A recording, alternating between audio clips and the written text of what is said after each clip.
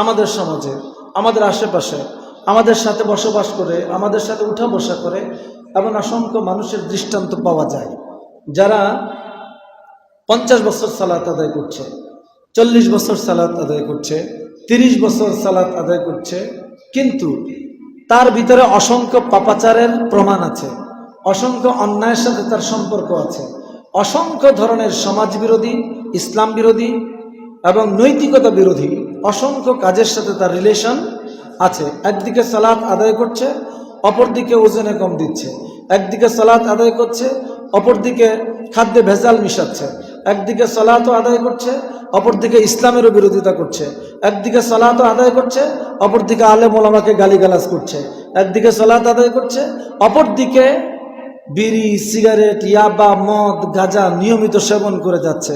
এমন মুসল্লি আমাদের সমাজে আছে না নাই? নাকি বাস্তব না অবাস্তব? অসংখ্য মুসল্লি দেখবেন সুন্দর ওয়াজ শুনে যাবেন, সিঁড়ি থেকে নামার পরেই তার আগের কাজটা শুরু করবে, চলতে থাকবে। এমন মুসল্লি আছে না? তার মানে কি? তার মানে হলো আল্লাহ তাআলা যে কথা বলেছেন এটা মিথ্যা, এটা অপ্রয়োজনীয়, এটা সমাজে চলে না। বিষয়টা কি এরকম?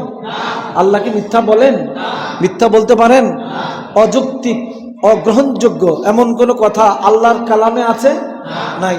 তার মানে কি? তার মানে হলো আল্লাহ যে সালাতের কথা বলেছেন আমাদের সেই সালাতটা হয়তো হয় না।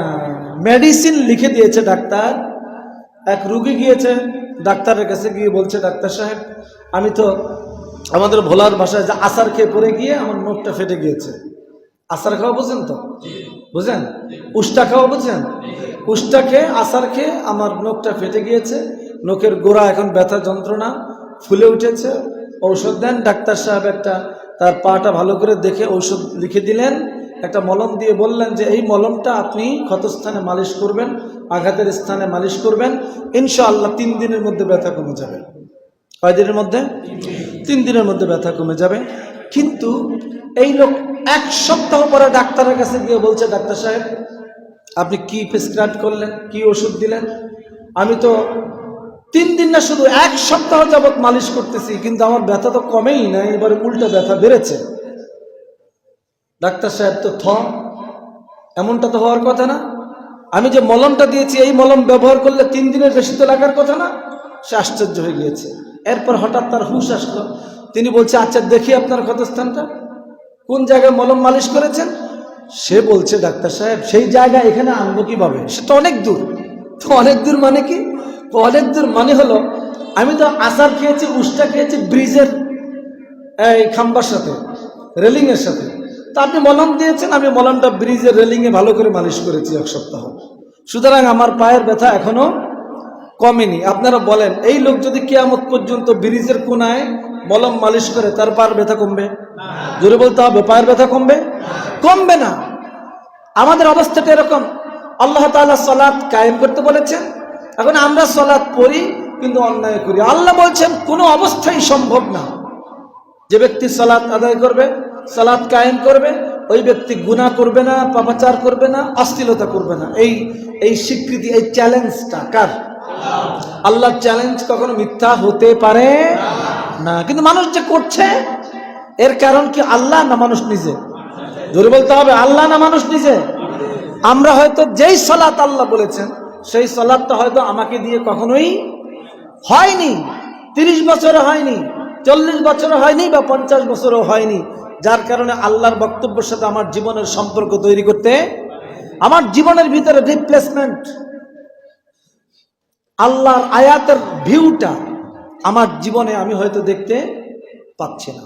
জঙ্গলে চলে গেছে বাঘ মারার জন্য, এখন সে বুলেট দিয়ে বাঘ মারবে, বুলেটটারে সুন্দর করে প্যাকেট করে নিয়ে গেছে, সুন্দরবনে গিয়ে রয়্যাল বেঙ্গল টাইগারের বিরুদ্ধে সে যুদ্ধ ঘোষণা করছে। যখনই কাছাকাছি রয়্যাল বেঙ্গল টাইগার দেখেছে, বুলেটটা পকেট থেকে বের করে তারপরে বাঘের গায়ে ছুঁড়ে মেরেছে।